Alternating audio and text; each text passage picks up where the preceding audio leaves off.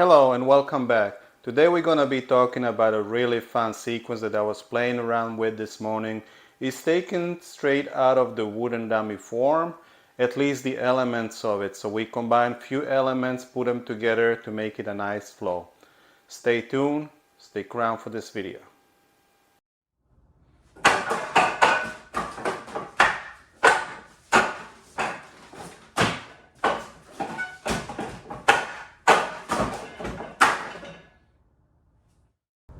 Okay, so how do we do these techniques?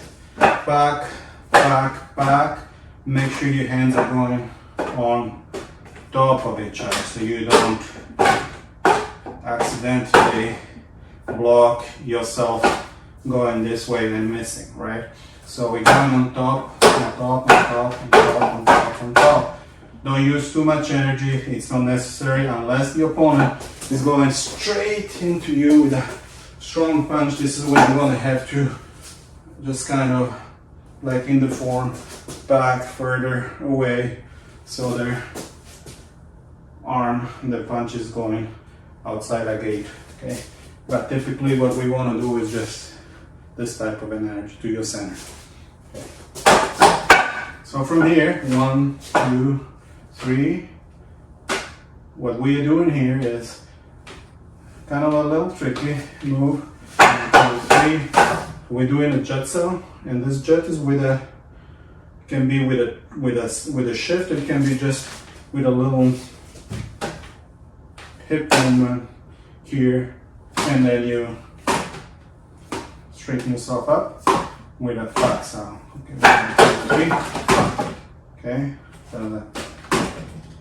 so now you add punch to it. So this one will require some training, not really for the beginners.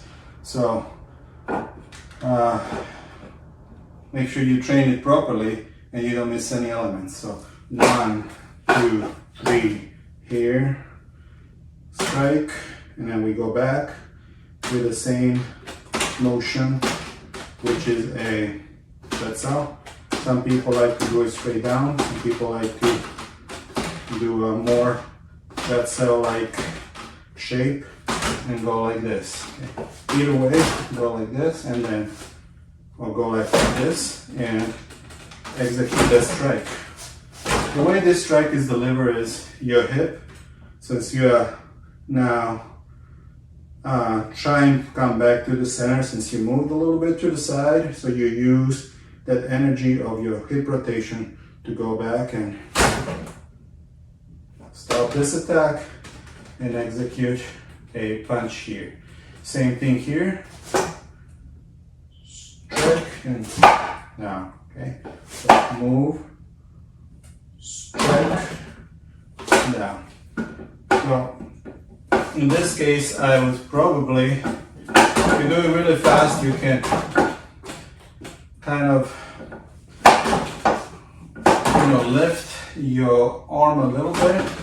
I prefer keeping always contact, but sometimes I do it with a little bit of a lifting. The reason for it is, so I want to always have control of the skin, but since I already break the structure with this jet cell and they're going down, so it kind of jerks them down like this, I'm not going to be prepared for an attack. So this real quick jet back cell without contact is allowable, but if you can't, try to stick with the arm. Either way is fine. Okay. So again, from this side, we are shifting this way, or we are shifting away this way. Okay. While maintaining this contact, striking. If you're not necessarily putting your arm on top, have it close enough to where you can always control it. So here, and then back with a punch. So 1, 2, 3. 1, 2, 3. 1, 2, 3. Okay, so now we do next with a scissor gun cell, scissor gun cell, scissor gun cell, scissor gun cell. So the way we do that,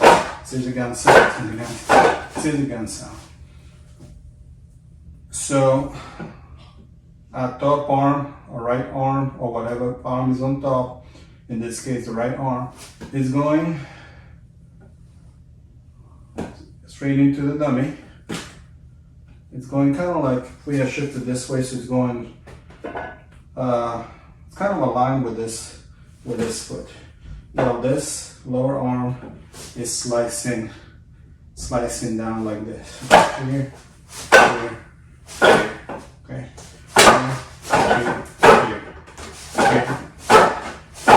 So, 1, 2, 3. And you can see there's that internal rotation here. So I'm here, here, and get it clear here and come back this way. So there's very similar dynamics with what we call a Kwan Sao that we show in the last technique of the week. You have this internal rotation. We have similar dynamics here. Not quite the same, but there is that rotation. So it's in a family of a Kwan Sao, okay? So we do 1, 2, 3. From here we are well situated to go into this Bong Sao. So how do we do Bong Sao? Well, Bong Sao is technically a wing arm. It's served to protect. It's not supposed to be receiving a lot of power as we execute it, as we deploy it, kind of like a block or a deflection, right? So the easiest way to learn is, if you put your Tan Sao in front of you, you imagine a ring around your wrist, and you rotate your arm around your wrist and turns into this shape. Important part is that you keep your elbow higher than your wrist, and your wrist is at your center, okay? Kind of like this. And Bong Sao can be low, lower. We typically shift with a low Bong Sao. We also shift with a high Bong Sao, but we can also do it without shifting. In most of the cases we will shift like that, okay? So that's our Bong Sao. From here we are going into this grab, two-handed grab.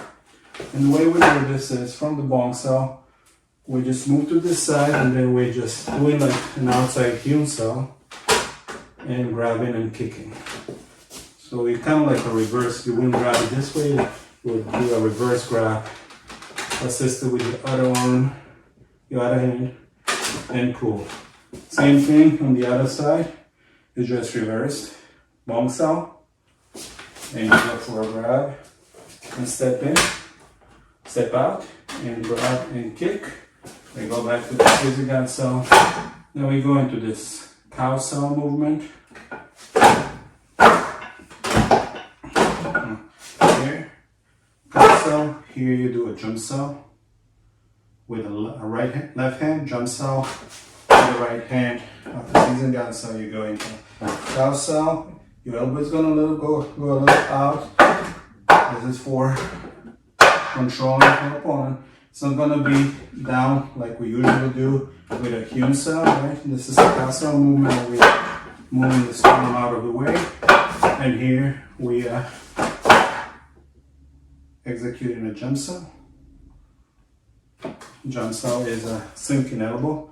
It's kind of like a knife type of a movement, slicing and sinking down and with forward edge.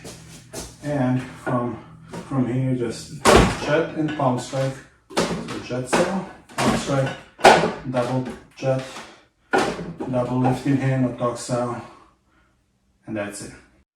Okay, thank you again for joining us. As always, we ask that you would please consider subscribing, liking this video, hitting the bell notification so you can be notified anytime we post a new video. See you next time. Have a great day.